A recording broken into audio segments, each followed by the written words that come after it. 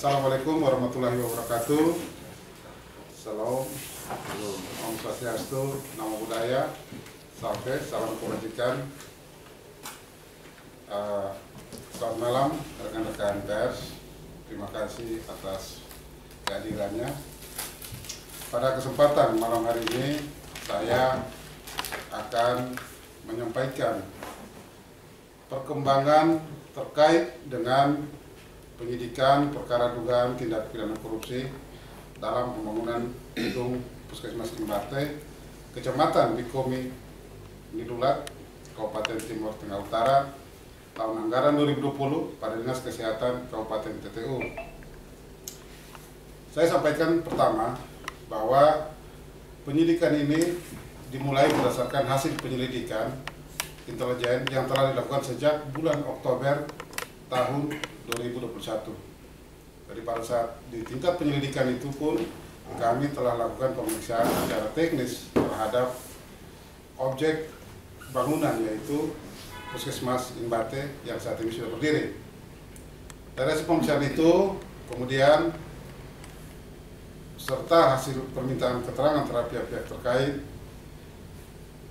dalam penyelidikan itu tim penyelidik menemukan ada indikasi perbuatan melawan hukum dalam proses pembangunan itu, mulai dari proses pelelangan sampai dengan PHO-nya, dan atas dasar bukti permulaan yang cukup di tingkat penyelidikan, maka pada tanggal 3 Januari tahun 2022 berdasarkan hasil ekspos bersama tim jaksa di Kejari TTU, perkara itu kami tingkatkan ke tahap penyidikan. Selanjutnya, dari hasil pemeriksaan saksi-saksi sampai dengan saat ini sudah ada sekitar 30 saksi yang kami periksa, ditambah dengan barang bukti yang kami sita, termasuk berdasarkan laporan ahli dan keterangan ahli tim teknis yang turun ke lokasi, dihubungkan dengan barang-barang bukti yang ada, dihubungkan dengan keterangan saksi-saksi yang lain, maka kami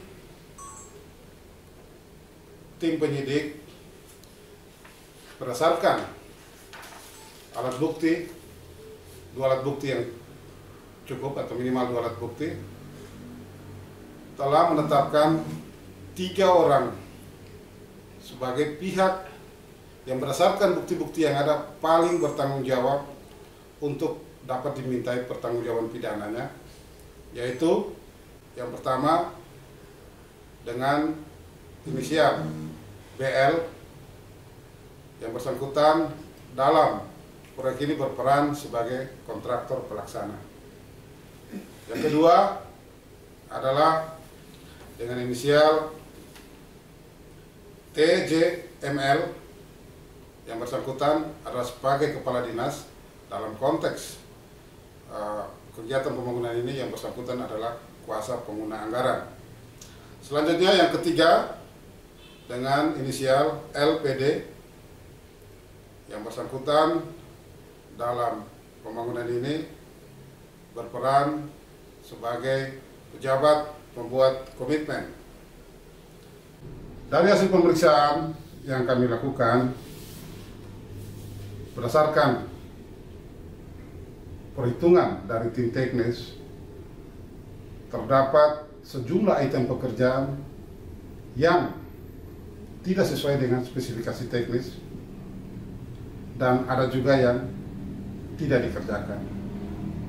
Kondisi tidak sesuai spesifikasi teknis ini adalah kondisi yang sangat memprihatinkan karena berdasarkan hasil pemeriksaan terhadap tim teknis, kondisi tidak bisa diperbaiki kecuali dibongkar dan dipasang kembali.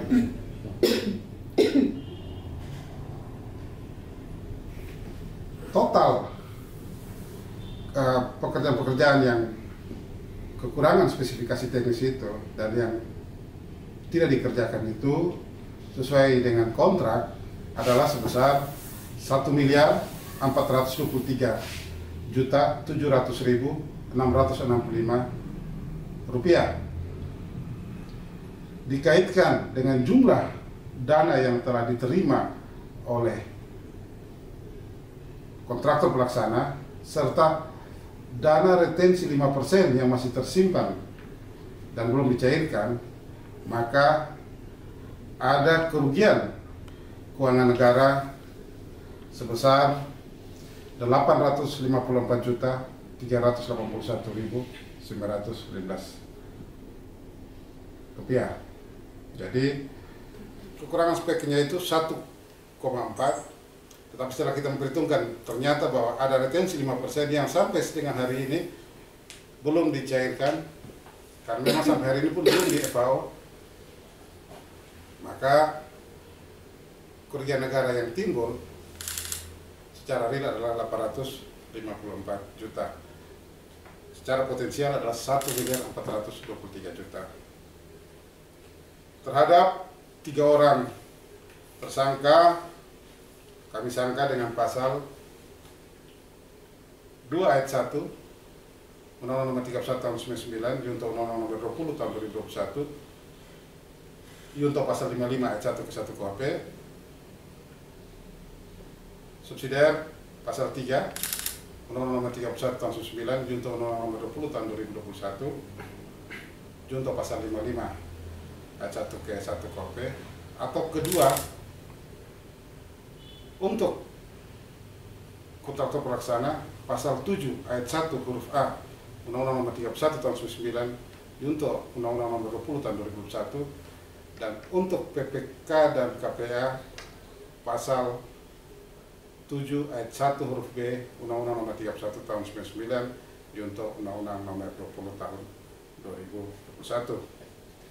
Dalam perkara ini, sampai dengan saat ini, kami telah berhasil menyita uang sebesar 1.354.915 rupiah, yaitu uang yang berasal dari kontraktor pelaksana. Kontraktor pelaksana dengan niat baik mau menyerahkan kembali, sehingga kemudian uang itu kami sita sebagai uang yang akan dalam proses persidangan nanti akan kami minta kepada hakim, kami tuntut untuk dirampas untuk memulihkan kerugian keuangan negara. Lalu ada uang juga dari berbagai pihak lain yang juga telah kami sita, sehingga totalnya adalah 1.017 juta rupiah.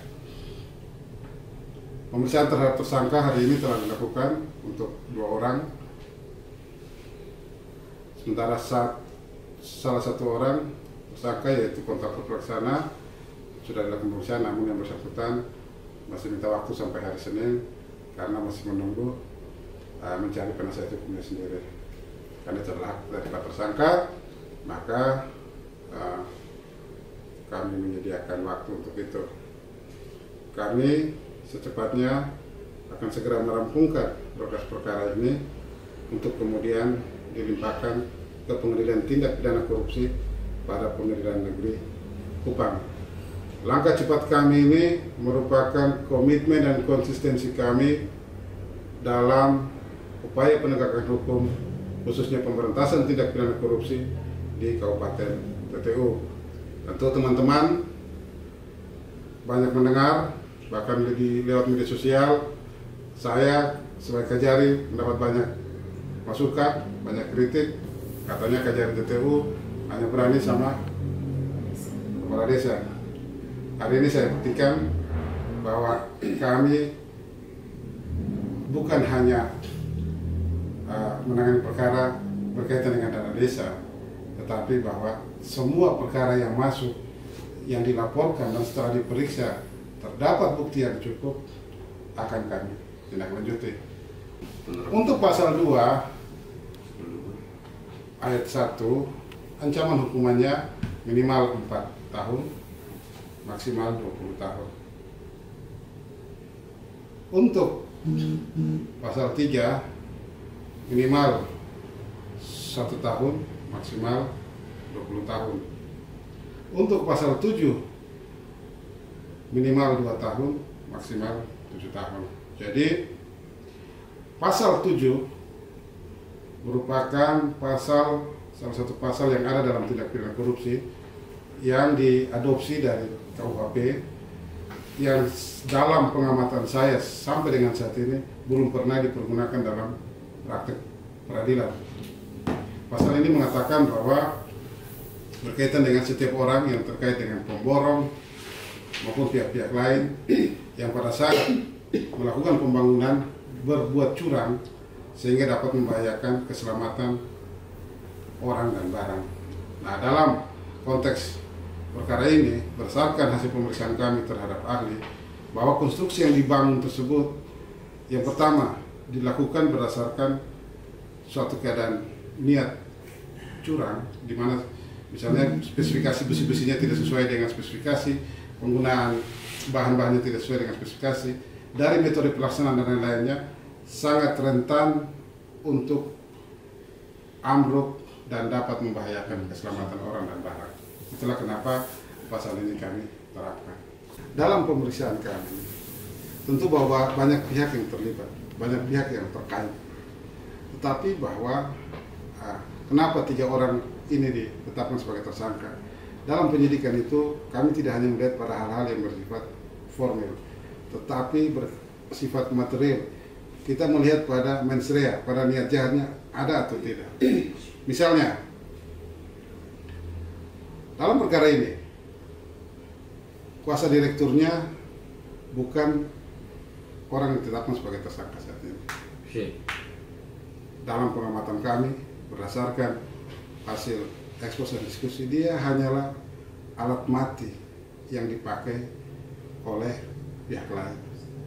Adalah sangat tidak adil menurut kami kalau dia harus diminta pertanggungjawaban. Gradasi kesalahannya itu sangat-sangat kecil untuk kita bawa dia. Dia hanyalah anak buah yang kemudian dipakai. Seperti contohnya itu ya. Sure. Jadi kalau secara formil dia memang misalnya tanda tangan kontrak, tetapi dia dibawa pengaruh oleh pihak lain.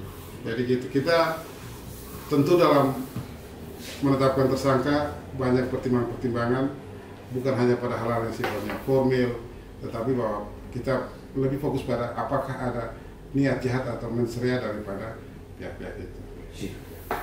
Mungkin itu yang saya sampaikan. Selanjutnya saya mohon dukungan dari teman-teman untuk selalu mendukung kami Kejari TTU dalam pemberantasan tindak pidana korupsi. Kalau ada hal-hal yang teman-teman ingin sampaikan berupa saran dan pendapat, berupa kritik, itu merupakan hal yang kami perlukan supaya kami dapat bekerja lebih profesional, lebih berintegritas dan berdedikasi untuk kemajuan Kabupaten TTU dan Negara Kesatuan Republik Indonesia. Terima kasih. Wassalamualaikum warahmatullahi wabarakatuh. Salam.